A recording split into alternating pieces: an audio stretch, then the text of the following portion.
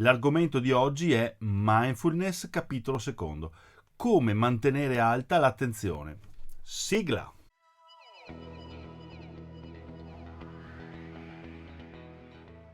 Buongiorno e benvenuti. Io sono Pierantonio Polloni e questa è Psicologia Pratica, una rubrica che riflette sul proprio benessere personale e la realtà quotidiana. Nell'era in cui viviamo oggi, pervasa da strumenti digitali, diventa sempre più difficile mantenere alta la nostra attenzione. Le tecnologie hanno il merito di semplificare molti processi della nostra vita e del lavoro, tuttavia è innegabile che la nostra attenzione sia costantemente sotto attacco. Tutti i supporti digitali ci consentono di accedere a qualsiasi tipo di informazione in tempo reale, dove e quando desideriamo. E questo è fantastico, perché qualsiasi domanda, qualsiasi curiosità, dubbio che ci passi per la testa può trovare indizi se non risposte. Il problema però è rappresentato dall'impatto negativo che questa infinita accessibilità ha sulla nostra capacità di mantenere alta l'attenzione, cioè di concentrarci sulle attività importanti. In questo contesto, praticare mindfulness può realmente fare la differenza, perché infatti è uno strumento fondamentale per recuperare l'attenzione, in quanto ci aiuta a diventare più consapevoli di noi stessi, di ciò che sentiamo e anche di ciò che vogliamo. Se ad esempio hai provato il semplice esercizio che ho spiegato nel video precedente, sono certo che hai compreso il potenziale di questa pratica, ma lo sai che relativamente alla mancanza di attenzione, in psicologia si parla della FOMO, cioè la FOMO è un acronimo di Fear of Missing Out, cioè la paura di perdersi qualcosa. Ed è un fenomeno molto comune in quest'era.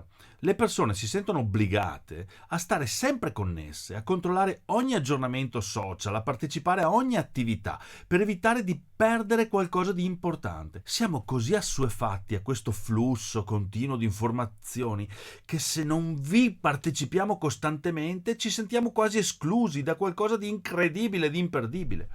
Questo tipo di pressione può avere un impatto negativo sulla nostra attenzione perché ci distrae dalle attività importanti, ci porta a concentrarci su cose che per noi non sono per nulla rilevanti. Ti è mai capitato di ricevere l'invito per 2 eventi nello stesso giorno? Oppure hai mai avuto l'irrefrenabile desiderio di controllare la storia del tuo influencer o della tua influencer preferita prima che scompaia del tutto? Le tensioni derivanti da questi stati d'animo sono ciò che è definito FOMO, cioè appunto la paura di perdersi qualcosa. La mindfulness ti può aiutare davvero a contrastare questo tipo di fenomeno e la pratica della consapevolezza che aiuta a focalizzarsi sul momento presente permette di riconoscere che non è necessario, lo ripeto, non è necessario partecipare a tutte le attività per essere soddisfatti della propria vita. Ti aiuta a concentrarti sull'essenziale, prendere decisioni consapevoli, goderti appieno il momento presente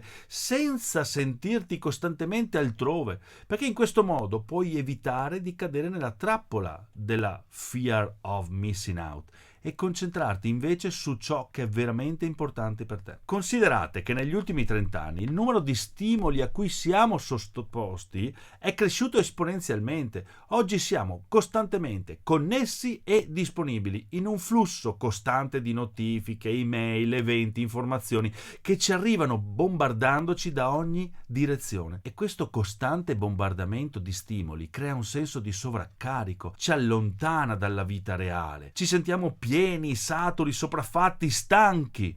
Diventiamo facilmente distratti, irrequieti, incapaci di concentrarci sulle cose basilari, sulle attività che richiedono il nostro impegno e la nostra attenzione perché per noi sono fondamentali. È come se il nostro cervello non riuscisse a gestire tutte queste informazioni. Altro che multitasking. Finiamo per disperdere la nostra energia su cose che non ci portano nessun reale beneficio. Ecco perché diventa così importante imparare a focalizzare la nostra attenzione, a gestire la mente in un modo efficace. Ti faccio un altro esempio. Immagina di essere in spiaggia, tutto è tranquillo, rilassante, l'aria fresca, il sole rigenerante. E tu ti dici, oggi mi voglio proprio rilassare. Ma arriva una notifica. Prendi lo smartphone in mano, perché non te ne accorgi neppure, lo fai in automatico, e senza accorgerti, tra notizie, video e social, passano 15 minuti. Sei ancora lì, sullo schermo. Ad un tratto ti rendi conto di essere irrequieta, di non riuscire a goderti il bel contesto naturale in cui ti trovi. Ti è mai successo?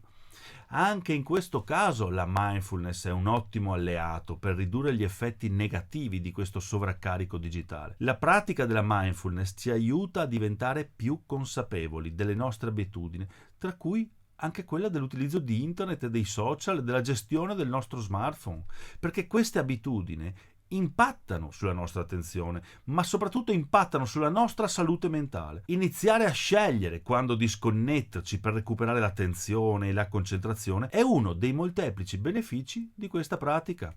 Un ulteriore elemento da considerare è che la perdita dell'attenzione ci rende anche estremamente manipolabili, cioè i nostri dispositivi ci attirano continuamente con notifiche, messaggi, video e spesso ci troviamo a navigare su diverse piattaforme anche contemporaneamente. Ma sai che questo ci rende davvero manipolabili?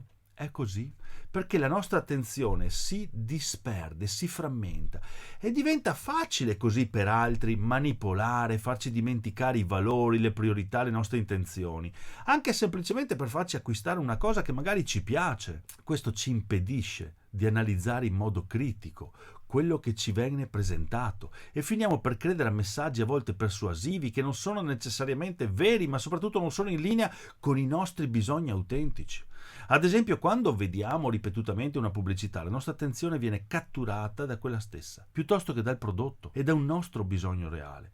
E in questo modo così noi ci perdiamo la capacità di prendere decisioni informate e consapevoli e finiamo per agire in modo impulsivo, sulla base di suggerimenti esterni. Facciamo click senza sapere perché facciamo click. Poi abbiamo pure i sensi di colpa. La mindfulness può aiutarci anche in questo caso. Quando noi siamo consapevoli, quando siamo in grado di scegliere come utilizzare la nostra attenzione, di concentrarci su ciò che è davvero importante per noi, piuttosto che essere influenzati da qualcosa di esterno. In questo modo noi diventiamo più forti, più potenti. Comunque ora ti voglio parlare di un esercizio pratico, e quello che ti presento oggi è la passeggiata di presenza. E si svolge così. Inizia in piedi, respirando e accorgendoti di respirare. Con il naso preferibilmente, così come hai imparato nel primo esercizio. Osservati all'interno e percepisci di essere in piedi, con i piedi appoggiati al suolo. Guardati intorno, consapevolmente nota quello che vedi. Vedere le cose consapevolmente significa che ti ripeti dentro ciò che i tuoi occhi incontrano. Potresti essere in un parco e invece di ascoltare un podcast ti dirai: noto la grande quercia, percepisco il profumo dell'erba tagliata, oppure il vento tra i capelli, il canto degli uccellini. Osserva il tuo corpo, la tua postura e poi inizia a camminare lentamente. Cerca di concentrarti sulla sensazione del contatto dei piedi con la terra, con il suolo, e osserva i piccoli movimenti che fai mentre cammini. Continua a camminare per alcuni minuti e mantieni l'attenzione sulla sensazione del movimento e tutte quelle che il movimento genera nel tuo corpo. Quando la mente inizia a vagare, riportala gentilmente al presente, al tuo corpo, ai tuoi piedi, alla camminata. Per questo episodio è tutto. Nel prossimo vedremo come utilizzo la mindfulness nel mio lavoro di tutti i giorni e perché consiglio di farlo anche a te. Ciao!